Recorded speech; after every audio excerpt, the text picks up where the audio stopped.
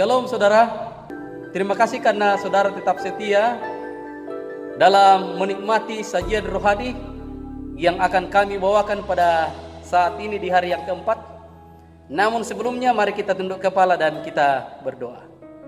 Bapa, kami siap untuk menikmati kembali sajian rohani pada saat ini.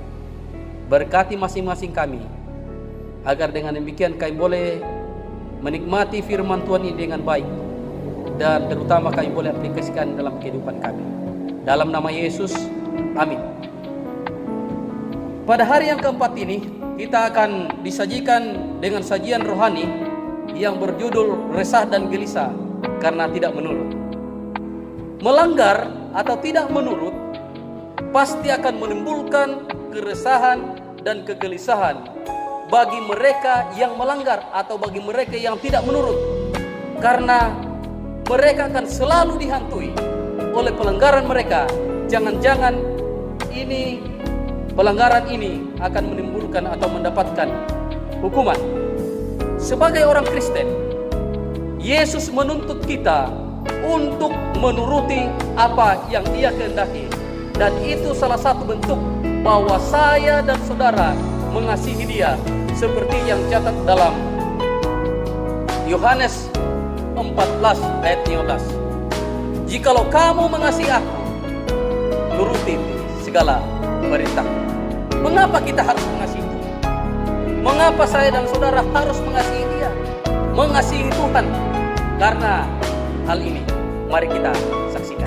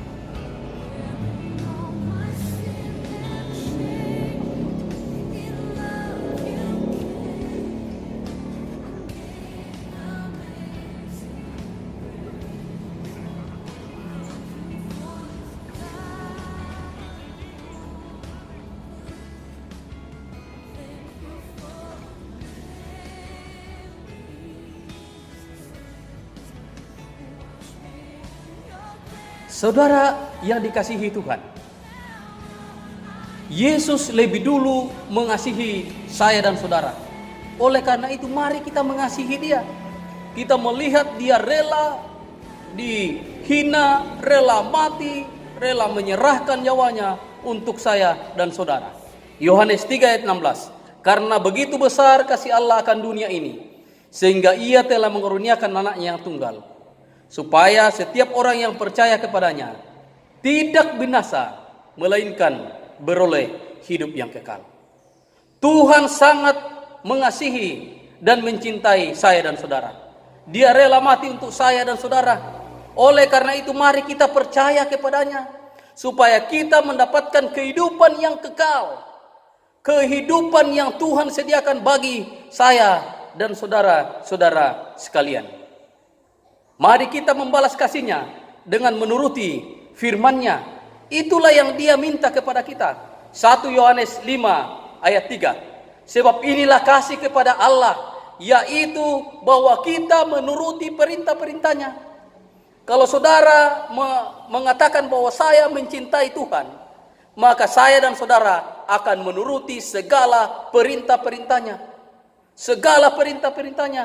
Yohanes 14 ayat 21. Barang siapa memegang perintahku dan melakukannya, dialah yang mengasihi aku. Siapa saja, baik itu saudara-saudara, saya atau siapa saja yang memegang perintah Tuhan dan melakukannya di dalam kehidupan kita, maka orang itulah yang mengasihi Yesus. Ya, Banyak orang yang mengatakan bahwa saya mengasihi Yesus, tetapi tidak melakukan perintah-perintahnya, tidak menuruti hukum-hukumnya. Orang itu katanya adalah pendusta. Pendusta. Banyak orang yang mengaku mengasihi Kristus, mengasihi Tuhan, sementara mereka menolak kepada hukum-hukumnya, sementara menolak menuruti hukum-hukumnya. Kasih yang benar kepada Allah adalah dinyatakan lewat penurutan kepada segala hukum-hukumnya. Saudara-saudara yang dikasihi Tuhan, dalam 1 Yohanes 2 ayat 4 dan 3, di situ kita dapat melihat bahwa orang yang mengatakan saya mengasihi Tuhan tetapi tidak melakukan apa yang diperintahkan, mereka itu adalah pendusta. Dalam Mazmur 19 ayatnya yang ke-8, Taurat Tuhan itu sempurna, menyegarkan jiwa, dan tidak pernah berubah dahulu, sekarang, dan selama-lamanya. Saudara-saudara, kita biasa menyanyi lagu Firman-Mu tiada berubah dari dahulu, sekarang, dan selama-lamanya. Namun banyak orang bilang, ya, perjanjian lama sudah diperbarui, itu tidak berlaku lagi, sudah dirubah. Siapa bilang? Siapa bilang, saudara-saudara? Ada banyak orang yang katakan bahwa hukum itu tidak berlaku lagi karena sudah ada hukum kasih. Tahukah Anda bahwa hukum kasih itu adalah hukum Taurat, saudara-saudara, yang mana dibagi dua. 1 sampai 4 itu menunjukkan, kalau kita lakukan, menunjukkan bahwa kita mengasihi Allah, dan 5 sampai 10 menunjukkan bahwa kita mengasihi manusia. Mari kita menurutinya, menuruti hukum yang Tuhan berikan kepada kita. 1 sampai 4 yang dikatakan di dalam Keluaran 20 ayat 3 sampai 17. Hukum yang pertama dikatakan, jangan ada padamu Allah lain di hadapanku. Apa itu Allah lain? Allah lain adalah segala sesuatu yang Anda kasihi, segala sesuatu yang Anda harapkan lebih dari Yesus, itu merupakan Allah lain. Segala sesuatu yang Anda andalkan, yang saya dan saudara andalkan lebih dari Yesus, itu adalah Allah lain. Lalu kemudian hukum yang kedua yang menyatakan kasih kita kepada Yesus, jangan buat patung dan menyembah. Jangan menyembah patung karena hanya ada satu Allah yang harus kita sembah. Kemudian yang ketiga, jangan menyebut nama Tuhan Allah dengan sembarangan. Yang keempat, kalau kita mengasihi Tuhan, ingat dan kuduskan hari Sabat. 6 hari lamanya kita melakukan pekerjaan kita, tetapi hari yang ke-7 adalah hari Sabat Tuhan Allahmu. Ingat dan kuduskan. Kenapa kita harus ingat? Karena sudah banyak orang di dunia sekarang ini yang melupakan hari Sabat ini. Lalu kemudian ini merupakan kasih kita kepada Allah dan kasih kepada manusia. Kasih kepada manusia kita lihat di dalam hukum yang kelima sampai yang ke-10. Yang hukum kelima menyatakan, hormati ayah dan ibumu. Lalu kemudian yang ke-6, jangan membunuh. Yang ke-7, jangan berzina. Yang ke-8, jangan mencuri. Yang ke-9, jangan berdusta. Yang ke-10, jangan mengingini apa yang dipunyai sesamamu.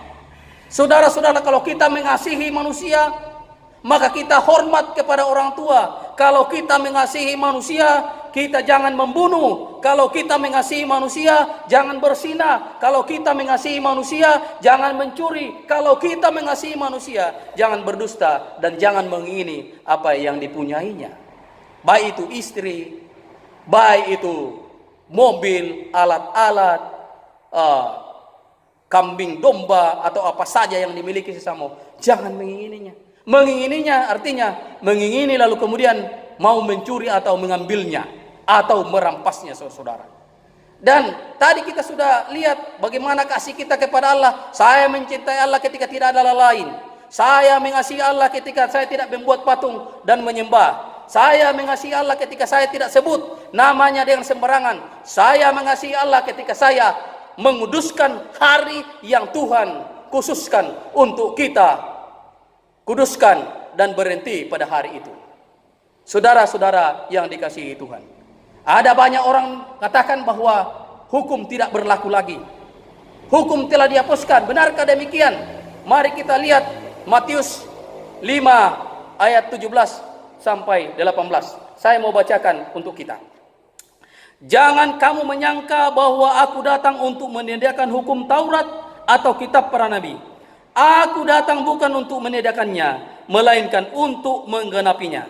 Karena aku berkata kepadamu, sesungguhnya sebelum lenyap langit dan bumi ini, satu iota atau satu titik pun tidak ada ditiadakan dari hukum Taurat sebelum semuanya terjadi. Saudara-saudara, tidak ada yang ditiadakan. Ini adalah perkataan Yesus sendiri di dalam Matius 5 ayat 7, 17 dan 18. Bahwa tidak ada satu iota pun yang ditiadakan.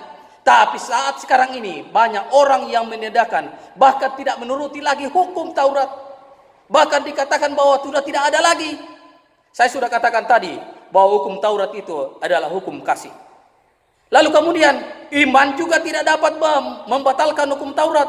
Rasul Paulus malah meneguhkannya seperti yang akan kita baca di dalam Roma 3. Roma 3 ayatnya yang ke-31. Roma 3 ayat 31 dikatakan, jika demikian, adakah kami membatalkan hukum Taurat karena iman? Sama sekali tidak. Sebaliknya kami meneguhkannya. Ada yang bilang hanya beriman saja. Ya betul, iman yang menyelamatkan. Tapi ingat saudara-saudara, bahwa menurut itu bagian dari iman kita. Kalau begitu, mengapa saya dan saudara harus menuruti hukum? Roma 3 ayat 20. Roma 3 ayatnya yang ke-20. Sebab tidak ada seorang pun dapat dibenarkan di hadapan Allah oleh karena melakukan hukum Taurat. Karena justru oleh hukum Taurat orang mengenal dosa. Lewat hukum Taurat kita dapat mengenal dosa, mengetahui bahwa kita telah berdosa. Hukum Taurat. Jadi ketika kita membunuh, kita datang kepada hukum Taurat. Hukum Taurat katakan, jangan membunuh. Sementara dosa adalah pelanggaran terhadap hukum. Berarti saya berdosa. Ketika saya berzina, saya datang kepada hukum. Lalu kemudian dia katakan jangan berzina. Saya berdosa karena melanggar hukum. Karena melanggar hukum, saudara-saudara. Karena justru oleh hukum Taurat orang mengenal dosa. Kita tahu bahwa kita berdosa lewat hukum Taurat. Dan dosa adalah pelanggaran terhadap hukum Taurat. 1 Yohanes 3 ayatnya yang keempat. 1 Yohanes 3 ayatnya yang keempat. Apa dia katakan? Apakah betul apa yang saya katakan? Kita buktikan. 1 Yohanes 3 ayatnya yang keempat. Setiap orang yang berbuat dosa melanggar juga hukum Allah. Sebab dosa itu adalah pelanggaran hukum Allah.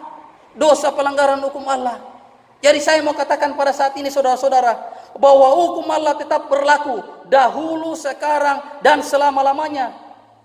Dan Yesus telah meneguhkannya bahwa tidak ada yang akan dikeluarkan dari hukum Taurat. Salib Kristus tidak membatalkan hukum Taurat, saudara-saudara. Iman tidak membatalkan hukum Taurat, bahkan meneguhkannya. Saudara-saudara yang dikasihi Tuhan, hukum atau 10 hukum sangat perlu dan masih berlaku hingga pada saat ini. Kalau saudara katakan saat ini sudah tidak berlaku, berarti sudah boleh mencuri. Kalau saudara katakan saat ini sudah tidak berlaku, berarti tidak perlu adanya Tuhan. Lebih baik kita menyembah dewa-dewa yang lain. Kalau saudara katakan bahwa hukum tidak berlaku, maka tidak perlu hormat orang tua. Tapi hukum ini masih berlaku. Jadi mari kita laksanakan di dalam kehidupan kita. Dan besok kita akan kembali bersama-sama untuk membahas firman Tuhan tentang hukum yang selalu dipertentangkan di dalam dunia ini saat ini. Saudara-saudara, saya mau katakan yang terakhir, bahwa mari kita ikut Tuhan.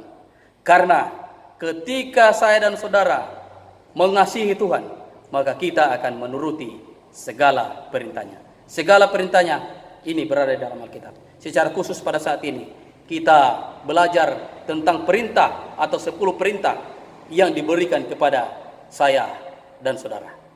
Saudara yang dikasihi Tuhan, demikianlah pembahasan kita pada saat ini. Kami berharap mungkin ada pertanyaan atau ada komentar atau ada sanggahan apa saja, saudara bisa menghubungi kami atau saudara bisa tulis di kolom komentar, maka kita akan sama-sama untuk membahasnya. Saya bawa dalam nama Yesus.